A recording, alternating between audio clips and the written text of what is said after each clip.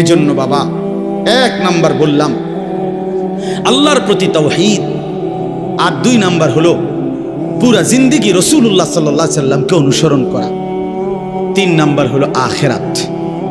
সবকিছুর ক্ষেত্রে ফিকির করবেন। আপনি আমি সবাই মৃত্যুর মাধ্যমে আখিরাতের দিকে যেতে হবে। কিসের দিকে? হ্যাঁ, মৃত্যু মানে শেষ না, মৃত্যু মানে সমাপ্তি না, মৃত্যু মানে শেষ না বাবা। মৃত্যু মানে আখিরাত, পরকালের জিন্দেগি, পরবর্তী অধ্যায়, নতুন অধ্যায়ের শুরু, নতুন অধ্যায়ের শুরু। এই জন্য আখিরাতকে ভুললে জীবনের কোনো অর্থ থাকে না। আখিরাতকে ভুললে মানুষ আর মানুষ থাকে না। বিশ্বাস করেন, পরকালের অনুভূতি যার নাই, কবরের অনুভূতি যার নাই, হাসরের ময়দানের বিবেক যার নাই, আল্লাহর কসম ওই ব্যক্তির জীবনের কোনো নিয়ন্ত্রণ নাই। সে যা ইচ্ছা তাই করে, জন্তু জানোয়ার যা করে।